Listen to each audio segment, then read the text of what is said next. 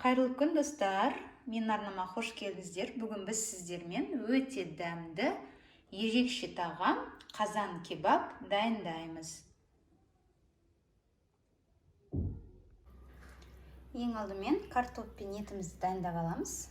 Осылай жуып, тазалап, картопты мен де осындай бүтіндей саламын. Тұз қосамын. Азырақ қызыл бұрыш қосамын. Және қара бұрыш қосамын. Енді жақсылап араластырамыз.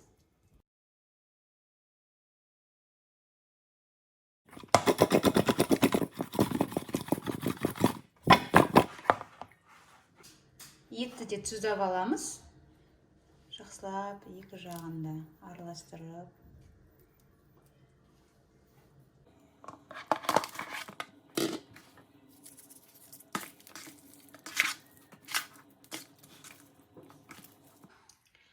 Қазанға көбірек мөлшерден май құйып қыздырып аламыз. Енді картопты біртіндеп қызып тұрған майға салып шығамыз.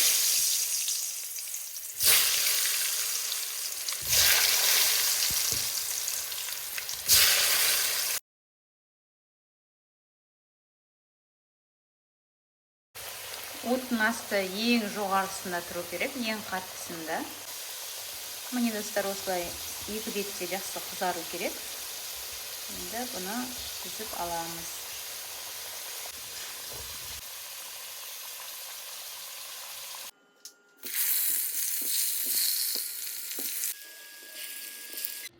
Енді жаңа картоп қуырып алған майға етті де екі бетін қызартып қуырып аламыз, қатты отта.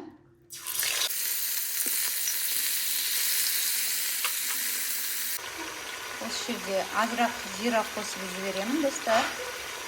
Ет пен жира өте әдемі үйлеседі. Төменгі беті қызарғаннан кейін екінші жағын аударып қоямыз. Екінші беті де қызарды. Енді ала берсек болады.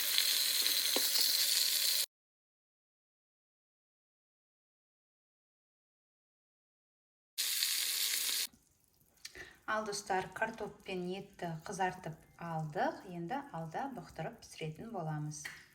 Ол үшін қазандағы майымыздың жартыдан көбірек бөлігін басқа тұсқа құйып аламыз. Бізге азырақ мөлшерде май қажет.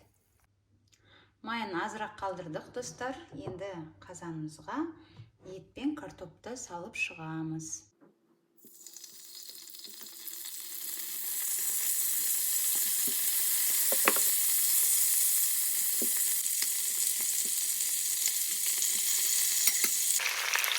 Барлығын салып шықтық. Енді баяу отта кемінде 1,5 сағат бұқтырамыз. Қақпағын жабамыз, бұқтырып қоямыз. Біздің нанымыз да дайын болды. Ал достар, уақыт өтті. Тағамымыз дайын болды.